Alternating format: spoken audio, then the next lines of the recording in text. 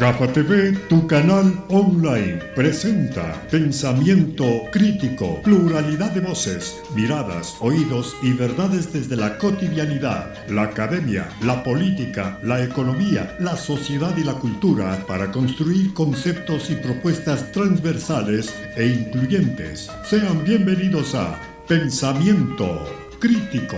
Gracias al gentil auspicio de La Posada, gastronomía, arte y cultura. Reservaciones a los teléfonos 099-8909-265 y al 09-6141-3246. La Posada, gastronomía, arte y cultura. Crisma Peluquería. Agende su cita al 098-3290-397. Ensueños Floristería. Contactos al 099-877-9043. Medwin Sistemas, la solución perfecta. Señoras, señores, amigos de Gafa TV Ecuador, tengan ustedes muy buenas noches. Gracias por estar siempre pendientes de Pensamiento Crítico, el programa de opinión de Gafa TV Ecuador. Nos pueden seguir en Facebook, en Twitter, en Instagram, en YouTube y por supuesto esperamos un like en nuestra página web www.gafatv.com. Saludamos esta noche con el invitado y con nuestro compañero Fernando García, a quien le damos el paso para el desarrollo de la entrevista. Fernando, bienvenido, muy buenas noches. Gracias, Galo. Señoras y señores, buenas noches. Bienvenidos a Pensamiento Crítico de Gafa TV Ecuador, este martes 17 de agosto del 2021. Hoy día vamos a hablar sobre el juicio político al excontralor subrogante Pablo Celi, que se celebró el día de ayer en la Asamblea Nacional, para lo cual doy un saludo cordial a mi invitado de esta noche, el abogado Marcelo Espinel. Él es director de proyectos de la Fundación Ciudadanía y Desarrollo. El título de nuestro conversatorio de hoy día es Pablo Celi regresó censurado a la cárcel y la institucionalidad de la Contraloría glosada. Muchas gracias, Marcelo. Buenas noches, un gusto y muy amable por aceptar nuestro diálogo. ¿Cómo está usted? Galo y Fernando, muy buenas noches. Para mí es un gusto poder acompañarlos el día de hoy y también pues extiendo un cordial y caluroso saludo a su distinguida audiencia. Muy amable, muchas gracias por su deferencia a nuestro programa. Ayer, durante 11 horas, la Asamblea Nacional escenificó el primer juicio político de este nuevo periodo legislativo al excontralor subrogante Pablo Celi de la Torre. Hubo retórica, lugares comunes, adjetivos a granel y ninguna mea culpa del contralor ni de nadie. ¿Cuál es su impresión después de esta censura con 136 votos que se dio el día de ayer en la Asamblea Nacional? ¿Cuál es su primera percepción, su lectura de este hecho que se dio el día de ayer? Bueno, creo que en primer lugar hay que decir a la ciudadanía que probablemente habríamos tenido 137 votos a no ser que el presidente Guillermo Lasso no hubiera convocado a este Consejo de Seguridad Nacional y por eso es que la presidenta de la Asamblea Nacional tuvo que ausentarse de la sesión y dio como resultado que tengamos 136 votos en primer lugar. En segundo lugar, pues también creo que hay que tener en cuenta que este proceso de juicio político ya se lo dio con las nuevas reglas que se establecieron en las reformas de la Ley Orgánica de la Función Legislativa.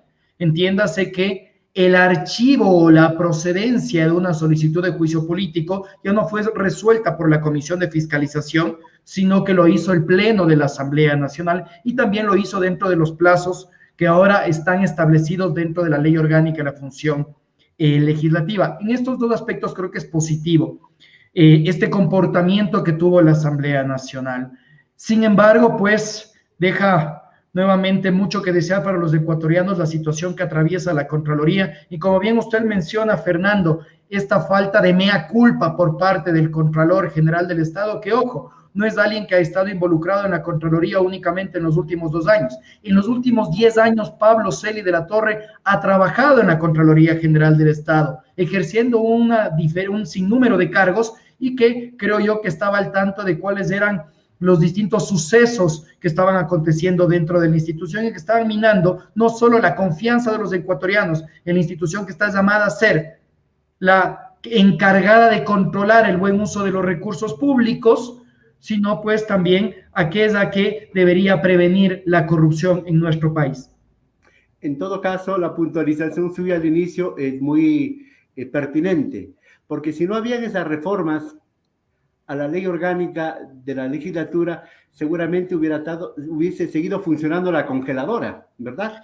Claro, hagamos una comparación. Por ejemplo, mire, en el periodo legislativo anterior, mientras se censuró y destituyó, yo no digo que haya estado bien o estaba mal, únicamente le voy a hablar de datos, Fernando, se censuró y se destituyó a los ex consejeros de Participación Ciudadana y Control Social, encabezados por el cura Tuárez, en 20 días, hubo casos como, por ejemplo, las peticiones de juicio político en contra del ex ministro de Economía y Finanzas, Richard Martínez, que no fueron tratadas en más de 1.100 días. Entonces existía una fiscalización con doble vara. Estas reformas de la Ley Orgánica de la Función Legislativa permite que ahora pues ya no se den estas interpretaciones que yacían en la subjetividad de los legisladores y que se convertían en una congeladora, como usted bien menciona. Y se quedaban para las calendas griegas en la Comisión de Fiscalización. Bueno, exactamente. El señor excontralor subrogante Pablo Celi, como que él interpeló al correísmo, ¿sí?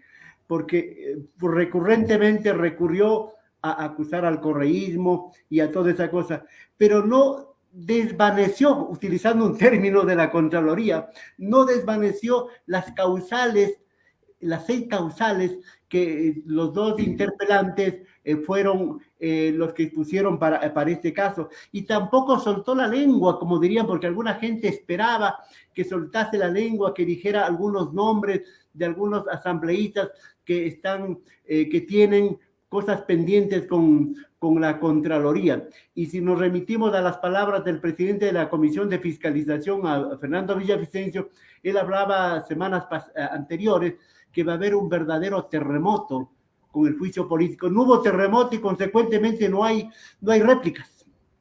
Sí, terremoto. Creo que nos quedamos a la expectativa, aquellos que estamos siguiendo la política nacional de cerca, desde la sociedad civil, desde el periodismo, los ciudadanos interesados, tal vez en las actividades de la Asamblea Nacional, nos quedamos pues a la expectativa de esperar que Pablo Celi pues ponga en evidencia supuestos casos de corrupción, pero no sucedió así. Y tal vez aquí también se evidencia cómo hubo este conflicto dentro de la Asamblea Nacional, por un lado, por parte del asambleísta Lloret, en el cual él mocionó que la censura debía ser en relación a una supuesta arrogación de funciones, algo que no fue aceptado por otras bancadas, por otras tiendas políticas, pues pondría en duda las designaciones que hizo el Consejo de Participación Ciudadana Transitorio al respecto de otros cargos, pues quitaría legitimidad a aquellas designaciones, y por eso es que también procedió la moción de censura que se sustentaba en un supuesto incumplimiento de funciones que fue propuesta por Rafael Lucero, que es el coordinador de la bancada de Pachacútica. Entonces, aquí también pues se evidenció esta suerte de tensión dentro del Parlamento para poder resolver, en este caso, la censura, ya no la destitución, debido a la renuncia de Pablo Celi en julio pasado del Contralor, ¿no?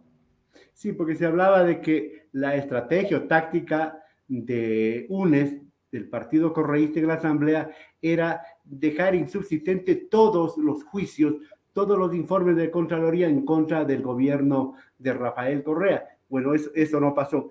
Pero, ¿qué deja este juicio político como lección, como reflexión? ¿Y para qué sirve, dirá la gente? ¿Para qué sirvió? Tantas horas en la Comisión de Fiscalización, tantas horas en el Pleno el día de ayer y tanto barullo, dirá mucha gente. ¿Para qué sirve a los ecuatorianos este juicio político? Bueno, yo creo que aquí podemos hacer un proceso de pedagogía simple con los ciudadanos. La Asamblea Nacional tiene 2 atribuciones: legislar, que es discutir y aprobar proyectos de ley que regulen el comportamiento de la sociedad en Ecuador, y fiscalizar, que es controlar el accionar de las otras funciones del Estado para que se garantice no solo el cumplimiento de los derechos humanos de los habitantes, de los ecuatorianos, sino también el buen uso de los recursos públicos. Y esto nos permite generar un equilibrio de poderes. Y la Asamblea Nacional lo que hizo fue precisamente esto. La Contraloría, que es una institución encargada de vigilar el buen uso de los recursos públicos, no ha venido cumpliendo adecuadamente sus funciones. Y es por eso que la Asamblea Nacional, bajo su prerrogativa de fiscalización, decide intervenir dentro de la Asamblea Nacional y en este caso solo censurar a su titular. Si es que esto se hubiera realizado en otro momento, la Asamblea Nacional habría podido destituir y censurar a su titular. Pero recordemos, como mencionaba hace un instante, que el excontralor Pablo Celi el 13 de julio pasado ya renunció al cargo. Entonces la Asamblea Nacional estaba un poco como que atada de manos y solo pudo censurarle. ¿Qué implica la censura? Que Pablo Celi no puede ejercer ningún cargo público durante los siguientes 2 años. Bueno, mucha gente dirá, bueno, a lo mejor los 2 años está en la cárcel y no pasa nada. La idea sería recuperar los recursos, ¿verdad? Una, que no tiene esa atribución obviamente la Asamblea, por supuesto que no tiene, eso ya es de nivel de la justicia ordinaria, civil, penal, administrativa. Pero después de esto servirá para algo, para que ese juez de cuentas, ese juez que maneja la pulcritud en el manejo de los recursos públicos, no vuelva a cometer, porque este caso no es solamente de ahora, del señor Celi, del señor Poli. Si retrotraemos la historia del Ecuador, nos encontraremos con muchísimas sorpresas. Pero más allá de aquello, ¿qué pasa después de la censura? ¿Qué pasa después de Celi? ¿Qué va a pasar en este país?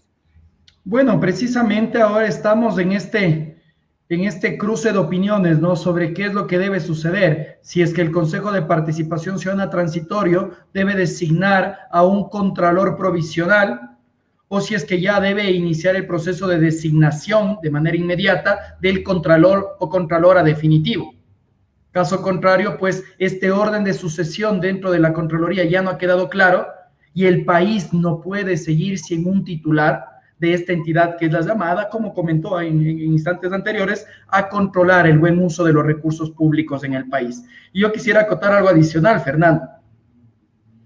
Sin duda que la justicia es la encargada de buscar la manera de determinar el retorno de los recursos públicos que hemos perdido los ecuatorianos por casos de corrupción. Sin embargo, yo creo que es importante también que nos fijemos en que es necesario mantener procesos de designación de autoridades que sean transparentes, objetivos y que estén sujetos a un control social permanente.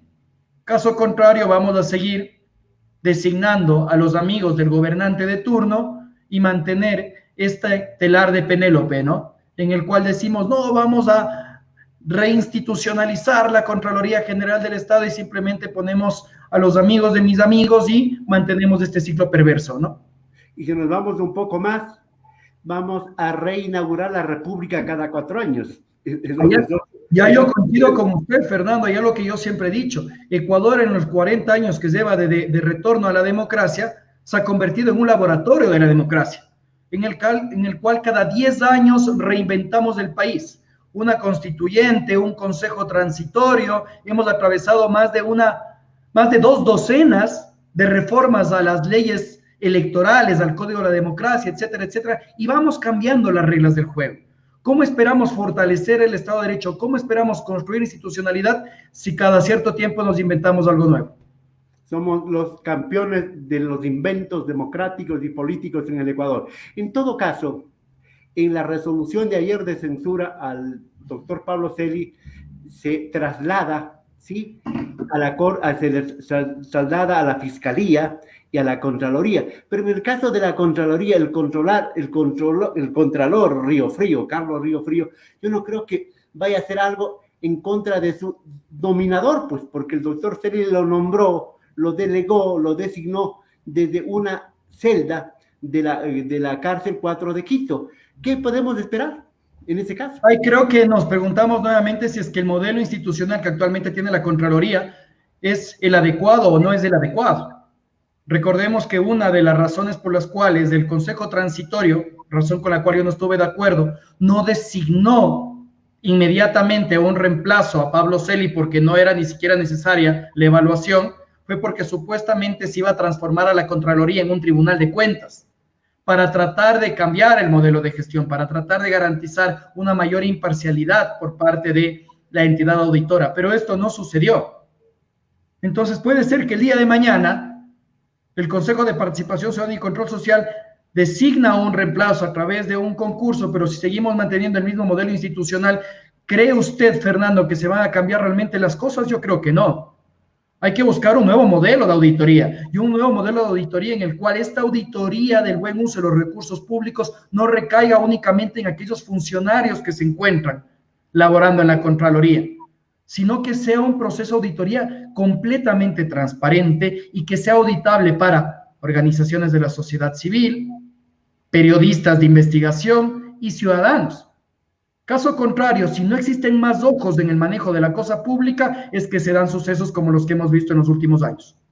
La ciudadanía se pregunta, y con legitimidad, el doctor Celi utilizó y se aprovechó de las instancias y la coyuntura, utilizó a Moreno, utilizó al Consejo de Transitorio de Participación con el doctor Trujillo por delante, a la propia Corte Constitucional, o a la inversa, el poder utilizó a Celi. ¿Qué dice usted?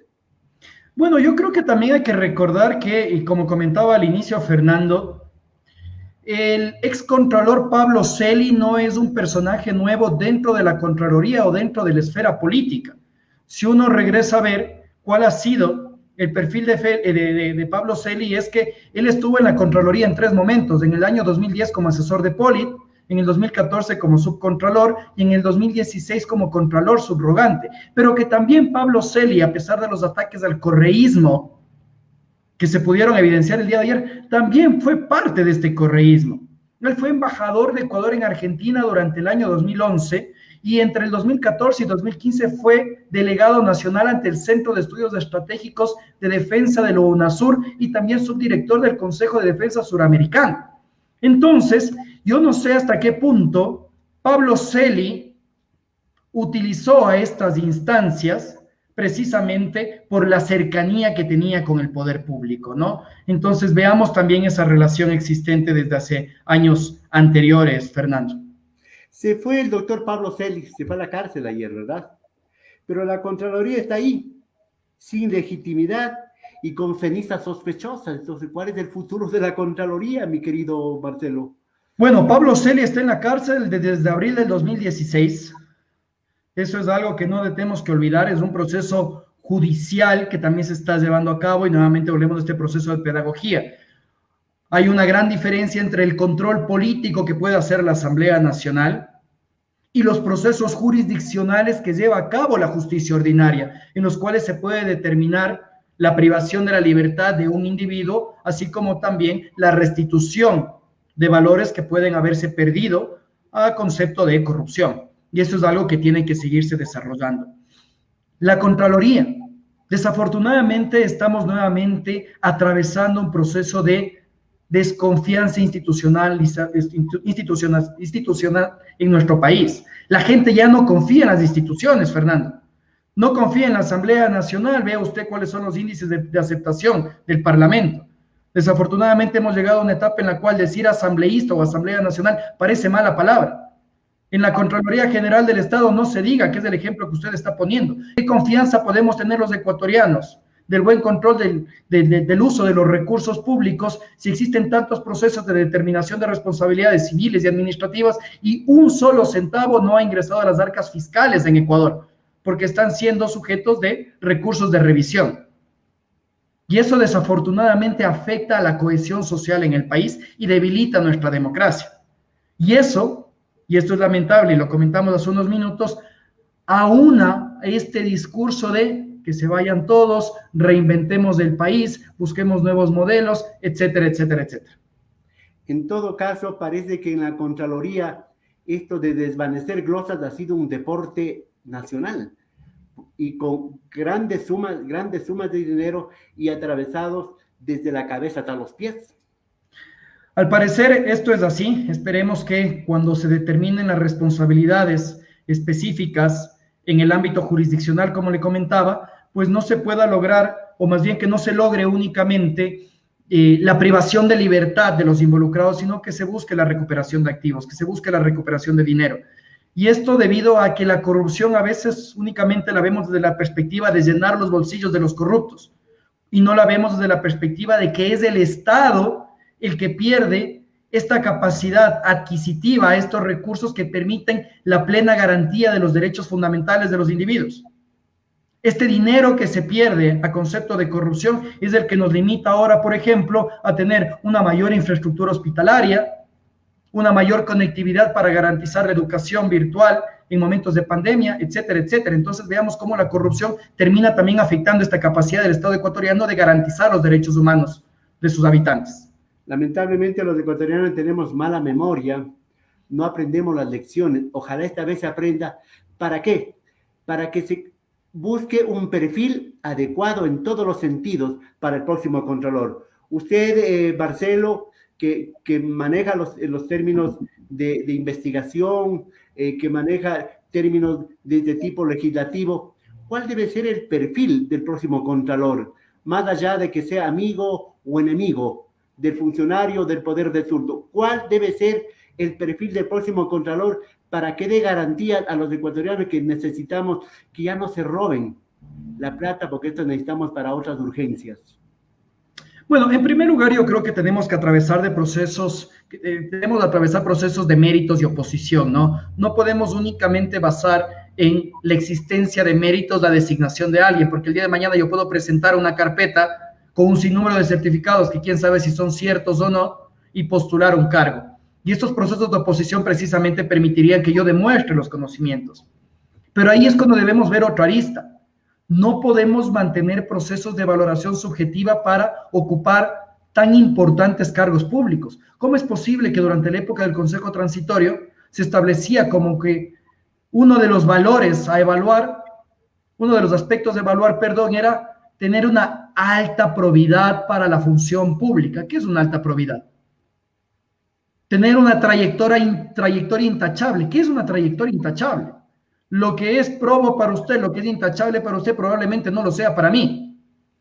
Y ahí es cuando se da puerta abierta a esta subjetividad, a esta discrecionalidad, que da paso a la designación de los amigos, ¿no? De los amigos de quien está en el poder, de los amigos quien están designando, etcétera, etcétera, etcétera.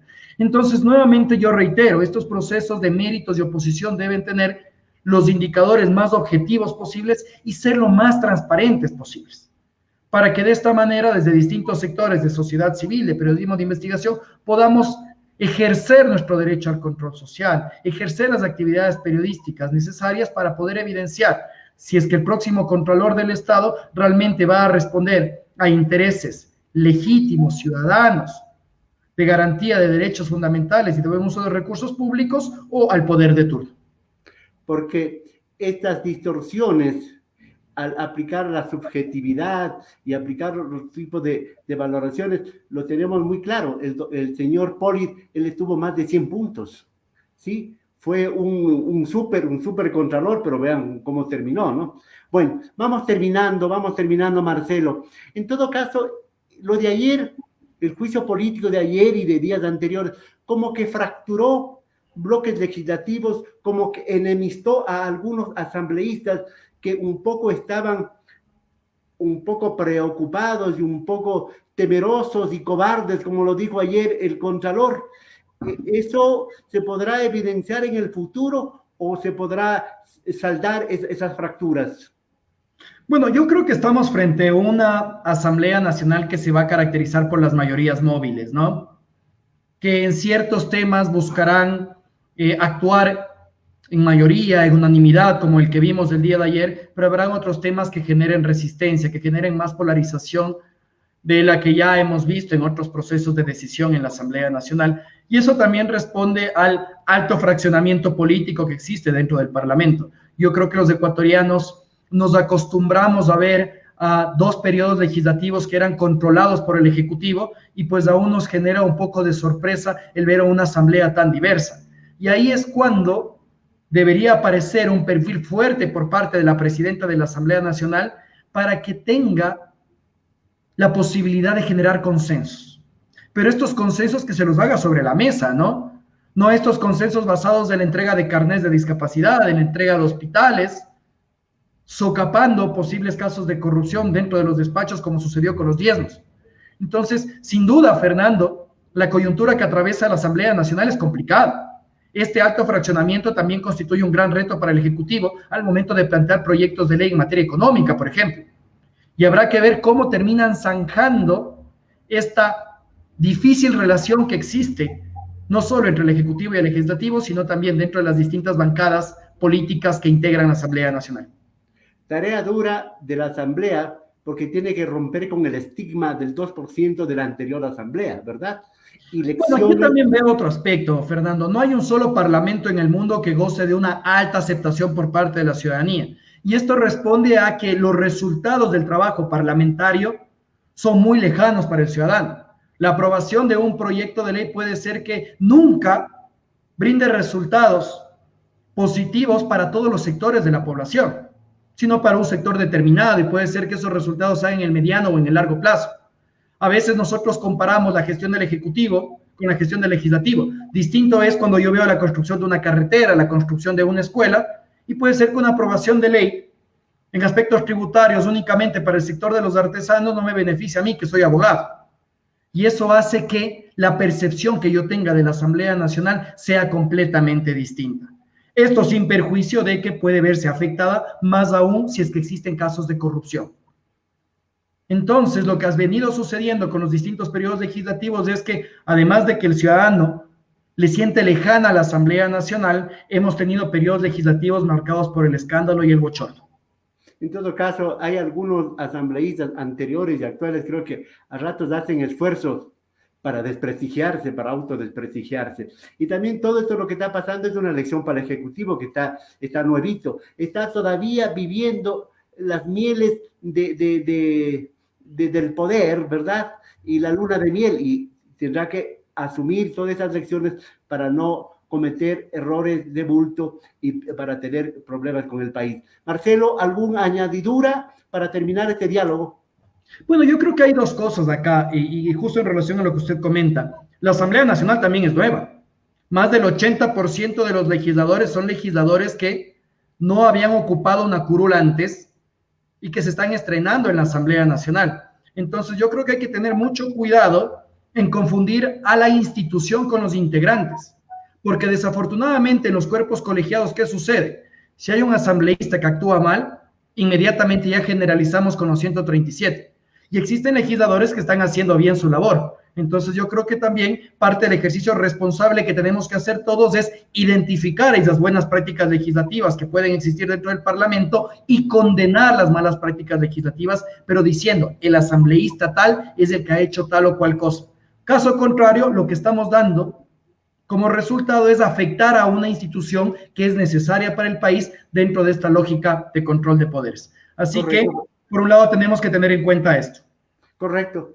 Hay que puntualizar aquello de no generalizar, pero ahí viene la vigilancia de los partidos, de los bloques, a sus integrantes, ¿verdad? Completamente de acuerdo. Correcto, Marcelo. Muchas gracias y mucho gusto. Buenas noches. Un gusto. Buenas noches. Señoras y señores, esta ha sido la comparecencia del abogado Marcelo Espinel, director de proyectos de la Fundación Ciudadanía y Desarrollo, hablando sobre el juicio político que se dio ayer en la Asamblea en contra del excontralor subrogante Pablo Celi de la Torre. Volveremos a seguir hablando de los temas importantes. Hasta la próxima.